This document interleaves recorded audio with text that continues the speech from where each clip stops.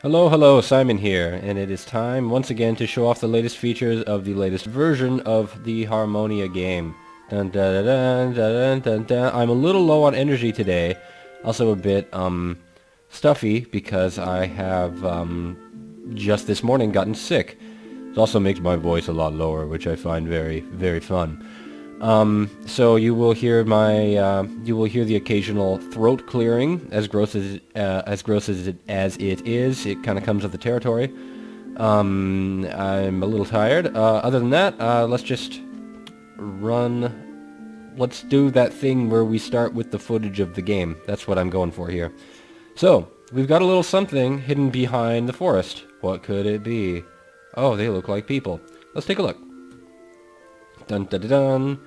So, this right here, this guy Ralph, he's nothing new. We have already seen the warrior sprite as demonstrated by a bunch of images that I've sent out, and I think some demonstration videos of new sprite features.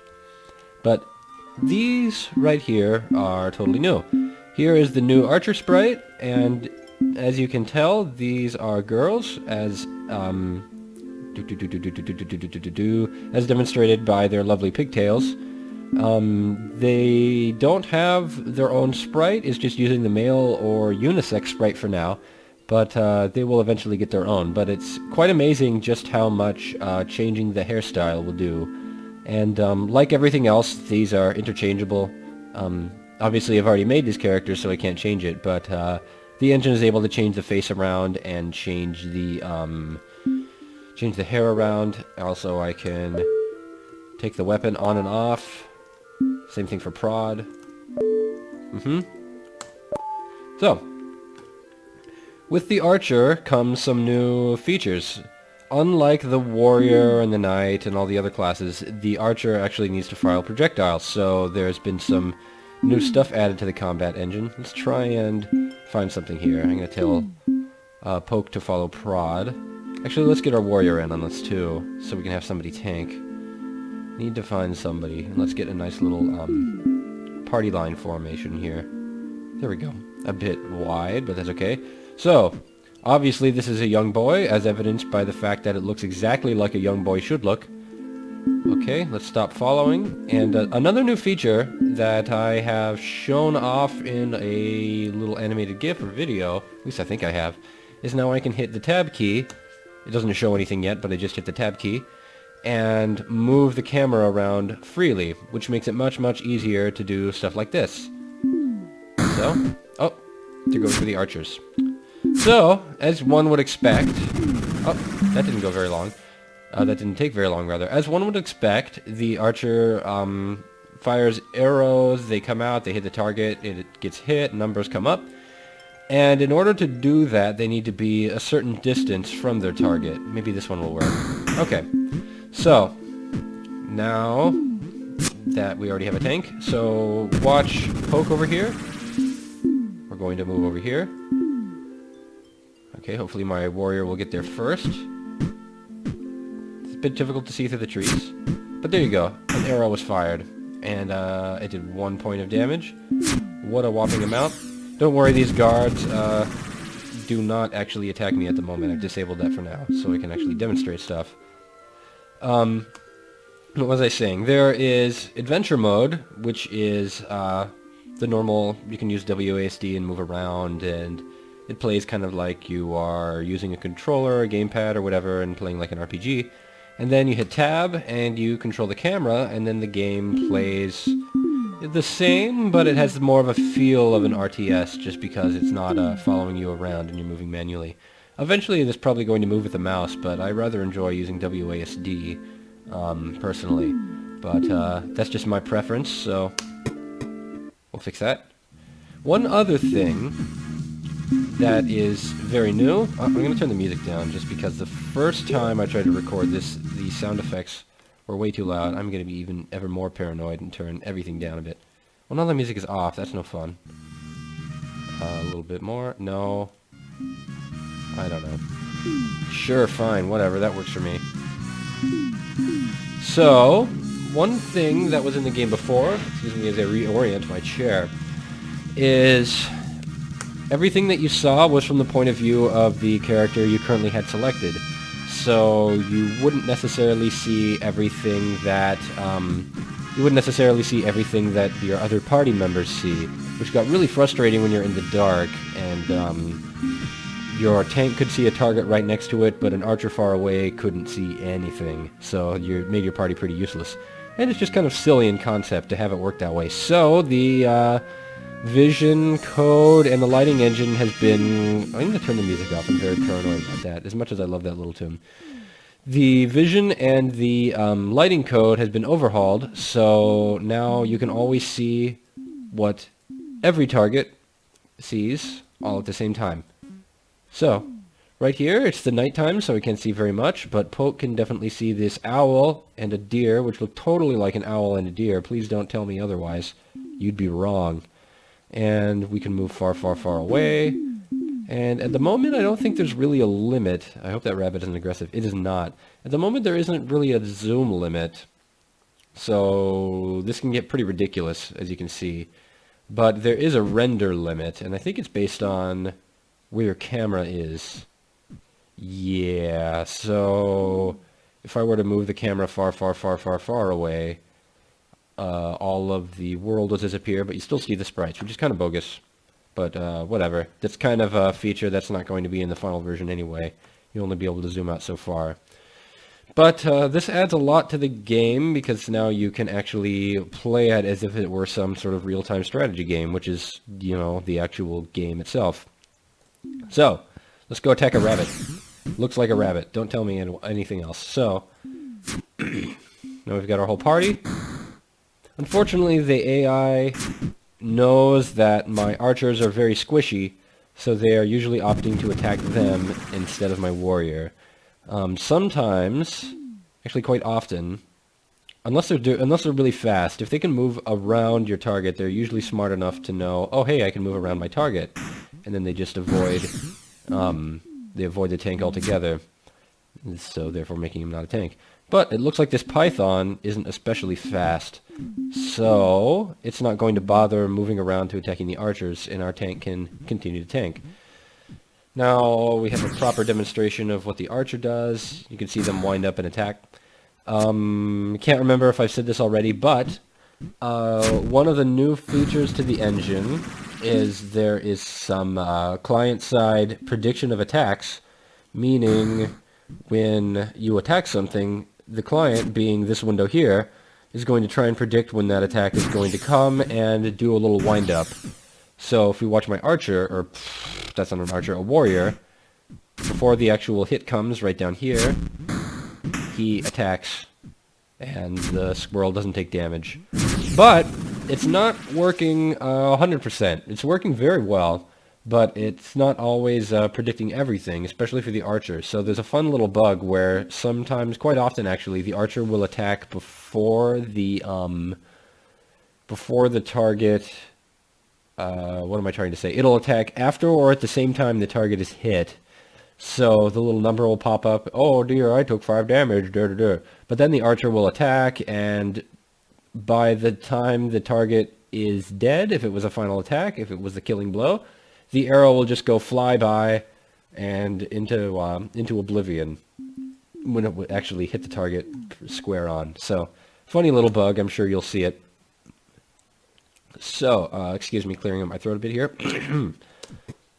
So, we're going to demonstrate the not so pretty but functional Goblin Cave zone, which will be, I think, the zone used in a demo, since it's pretty solid, and it's the one I end up playing the most when doing testing and such, so it's gotten a lot of mileage. Oops, I need to get out of adventure mode. Here we go. Now I can move my camera. Ha ha ha ha. So, in here, we are fighting some goblins. You can tell because they're green.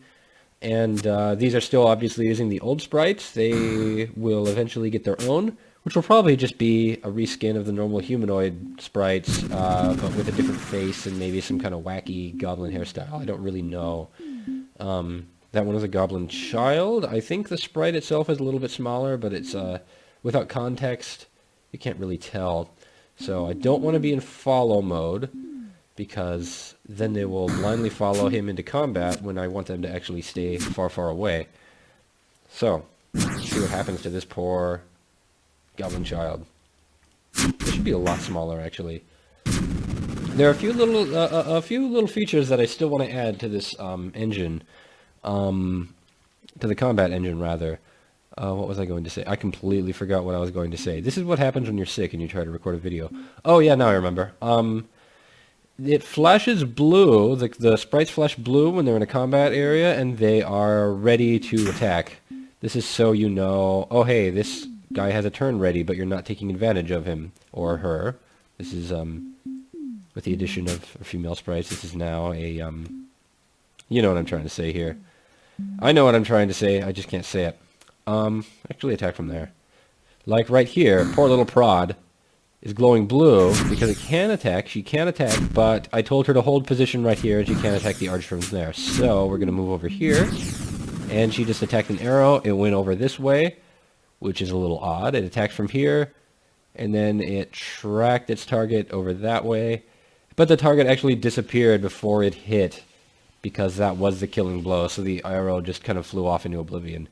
That bug will be fixed as soon as... at least this will be a temporary fix. This won't be the proper fix. But that bug will be fixed as soon as the proper death animations are in. And if you've ever played the Shining Force series, it's going to do kind of the same thing, where things spin around and then they explode in a violent mushroom cloud, which is been an effect that's always been near and dear to my heart. So there are a few things I want to show off in this zone. And by the way, when I mentioned that it doesn't look great but it's functional, obviously it's a cave, and there's a little path here, and there's some damage there, there's walls, there's some water. Everything's functional here. It looks like what it's supposed to look like, but there could still be a lot more detail. Like one of the things I thought of today to add to make this cave look a lot better are a bunch of stalactites and stalagmites, and whichever one is on the bottom, I can never remember that one. There's probably some mnemonic, but I do not know it. But since there's no ceilings, probably just whatever ones are on the bottom.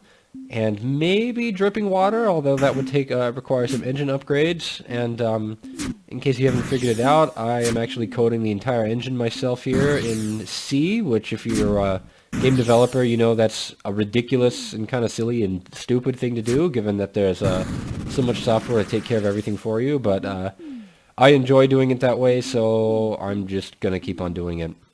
And it, believe it or not, does make you a much better programmer. At least I feel so, having to solve so many problems. But does it make me a better game developer? Time will tell, as I'm only just now feel like I really am developing the game part of the game rather than the engine. But that's coming along pretty well, so, you know, I'm just kind of ranting here. Go back into normal mode. Oh dear. So if you don't plan things properly, which is kind of neat because it means, hey, we're actually playing a tactical game here, then characters like your archers, who, there goes the arrow, who are normally very strong and very useful, they will get killed pretty quickly because they're glass cannons with little to no armor. So they need to be very far away. Your warrior takes quite a bit of damage. Doesn't dish out very much, but that doesn't really matter. He's just a meat shield. One thing that the AI does that is kind of a mixed blessing, it makes sense, but it makes things a bit more difficult, is when you have a big tanky tank like Ralph here, who is quite difficult to take down, he will, the AI will opt quite often not to attack him simply because he takes longer to kill. And there is no threat system where Ralph can say, rah, rah, rah, rah, rah, now you should attack me, because that feels kind of artificial to me. It seems like the AI should function the same way a player should, at least as close as possible.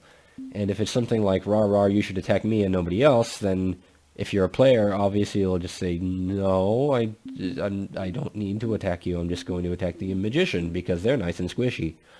Back to moving around mode. Let's see, so, oh, there was a turtle, but I guess it's away. So, fighting tough goblins. Some of, by the way, this zone is a bit repetitive at the moment, if you've noticed. Whoa.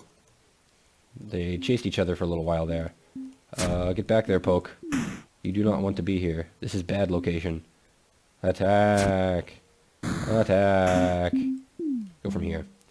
It's a bit repetitive because this zone is quite an old one, and it. Oh, oops! This is maybe a terrible idea. Well, let's get some archer on archer battle here. You can do it. I believe in you. My warrior has nothing to do here, but I think these archers can take this. At least this one archer can take care of this guy alone. What is he using anyway? Is he using a real bow? Oh, he has no weapon. Really? Okay, so he's conjuring arrows out of thin air, like a boss, just sort of using a Mega Man style punch, it looks like. Okay. If I haven't explained before, one of the design elements of this game is that when you are going around with your huge party, characters are supposed to die a lot. Because this is, the notion is, if you had, say, a game of chess, and you played against an equally skilled opponent, or even a worse opponent, they would obviously still take several of your pieces. Even if you just completely, if it's total one-sided, you just completely, what's the word? Wallop? Is that the word I'm looking for? If you just completely wallop them, then you're still going to lose a few pieces. There's probably, maybe very rarely, I'm not a chess fanatic, a situation where you actually don't lose anything. And that's sort of the design philosophy here. So, when something dies, you always have the option to revive it, but it revives with a huge stamina penalty, one hit point, and no magic. So, it can live, but it will need to recover, and if you revive it immediately in the middle of a battle, it's just going to die straight away. That is obviously not what we want. So you have to wait until the battle is over before you can revive them, or lure everything away so you can revive them somewhere safely. I haven't really opted to do that. Not really a good option because it takes so long for them to recover, unless you have a priest, in which case it's a whole different situation altogether. So, anyway, this zone was originally a bunch of one-on-one battles because this was a test zone, and it's quite long. But since the game is now less single-player oriented, in that originally it was single-player, now it is a party-based game, there need to be some groups of enemies that you fight. Hence, these spit bugs, which totally looks like bugs. Don't ever try to tell me otherwise. These are bugs. They move crazy fast, they are aggressive, and they will all attack you at once if you attack one of them. So, how can we take these out? They're also very easy, just by the nature of them being a group. So, he needs to use a torch. Does he have a torch? He does, good. Okay, so let's just pick one of these. Okay. Doesn't really matter what. They're not doing very much damage, as you can see. Difficult to target, but that's more of a sprite problem, because of their ridiculously long attack animation. Because they are so fast, they also are ignoring my tank, like I talked about earlier. My poor tank. He is not doing so good. By that I mean, he's doing great, but he's bad at his job. Get better at your job. And I'm not being very clever here, but I think with these particular things, you can't really rely on your tank to tank. Let's just go a little bit further. There's not much else to see here yet. This is still getting a bit of an overhaul to be more interesting. And there is a staircase here, it's just not visible. I have to find it. It's magic. Where is it? Here it is. Okay. Everyone should follow me down. Okay, let's go into move mode. Ah, Goblin Warrior. Okay, so now we're getting into the tougher stuff. That first level is kind of an intro, like, how does combat work? You fight a few different classes, and you have your first taste of group combat. A lot of the things in there won't attack you automatically, so you have the option to skip a lot of the battles if you want, just out of sheer monotony. The warrior seems to be never mind, spoke too soon. The warrior is indeed opting to attack my archer, which is unfortunate for me. Can I attack from here? Ugh, he takes quite a beating. Okay, Poke, you're gonna get away. I hope it doesn't follow me there. Oh, man. Okay, Poke. Poke and prod. I think I'm going to win this battle, but I just wish there was a. I just wish I had a better alternative, better place to fight. It really does not want to attack my tank. Okay. Hey, this is kind of weird. It's not letting it move. This is what we call a bug. Aha, that was very strange. I've never had that happen before. Okay. Good, now it's not... Oh, hi, Skype. How are you doing? I'm pretty sure I muted that, so that's pretty cool. Well, anyway, you get the idea. Here's a magician. It doesn't have the, It has a fun little attack animation. I think it's using the freeze spell on me. Which is just kind of a fun little test. This isn't actually what it's going to be. But, everything can have its own animation. Obviously, he's green. It's using the old magician sprite. A new one is on the way. The monk is already done, and the centaur is already done. Not the knight class. That actually should be along probably by the end of the day. I should have some screenshots available for that. But I don't want to really showcase the monk yet until some basic magic spells are in, because that's kind of the whole playstyle of the monk. The knight I can probably showcase really early. I'll just have to fix some animations, because all of its attacks are stabbing, and everything so far has been slashy slashy, or bashy bashy, or in the case of the archer, pokey pokey, I guess. Here's an archer. Can we take it out? I like these green little archers. Kind of odd that it's not showing the weapon sprite. I think that... Oh, excuse me. I think that's a legitimate bug. Anyway, that's it for the demonstration for today. Everything is coming along. Hi, Skype. And I will guess I'll show you more later when there's more stuff to show. All right. Take it easy. Bye.